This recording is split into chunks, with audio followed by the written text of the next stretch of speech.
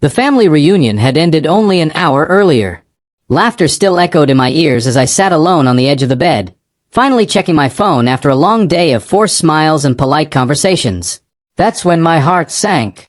My bank app loaded slowly, painfully, and then the balance appeared. 0. Not low. Not reduced. Empty. My savings, the account I had been building for years, was gone. My hands went cold. I refreshed the screen again and again, hoping it was a glitch, but the truth didn't change. Someone had drained everything. I walked back into the living room quietly, phone still in my hand. Everyone was relaxing. Coffee cups, leftover desserts, casual chatter. I looked straight at my sister-in-law, Nadia, who had been unusually smug all evening. "Did anyone access my account today?" I asked calmly. The room paused for a second. Nadia snorted, leaned back on the couch and said loudly, "Oh, that? We needed it." Then she laughed. A few others chuckled awkwardly, like it was some kind of joke. My own brother avoided my eyes. Someone said, "Relax, it's family," and another laughed, "You can always earn it back." The room filled with careless laughter, the kind that only comes when people don't think consequences exist. Nadia waved her hand dismissively. "It was just sitting there anyway," she said. "We had expenses. Emergencies." My chest tightened, but I didn't raise my voice. I didn't argue. I didn't accuse.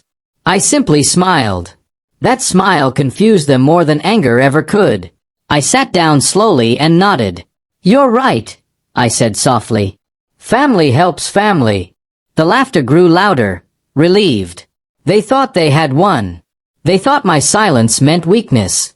What they didn't know was that while everyone was joking, my phone had already logged every transaction.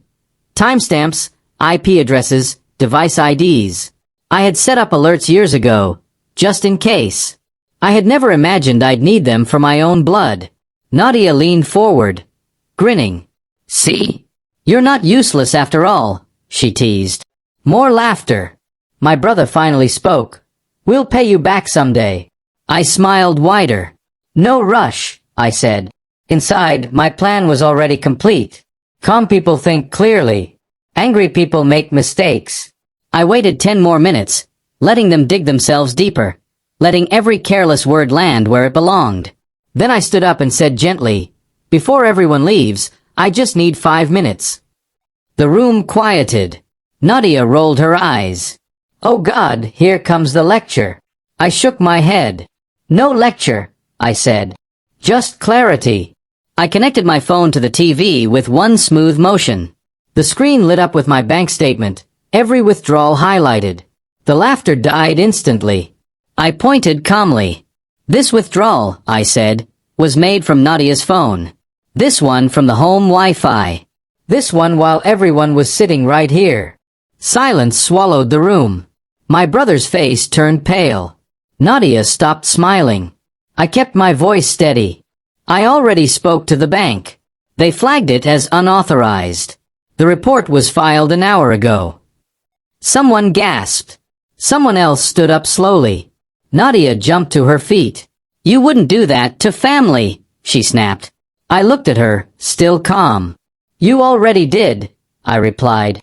"I'm just responding." My brother stammered. "We can explain." I cut him off gently. "You can explain it to the investigator. Or to the judge. Your choice." No yelling. No threats. Just facts. The room erupted into chaos. Voices overlapped. Excuses flew. Nadia started crying, suddenly terrified. My parents looked stunned. No one laughed anymore. I picked up my coat. "I trusted you," I said quietly. "You laughed about it. That was the part that hurt the most." I walked toward the door as my brother called my name, desperation creeping into his voice. I didn't turn around. By the next week, the money was frozen, the investigation official. Nadia stopped answering calls. Family members who had laughed avoided me entirely. Some said I went too far. Others said nothing at all. But every single one of them learned the same lesson that night. Stealing is one thing. Laughing about it is another. And calm revenge? That's unforgettable. To this day, People still talk about how quiet I was, how I smiled, how no one expected what happened next. I didn't scream. I didn't beg. I didn't lose control.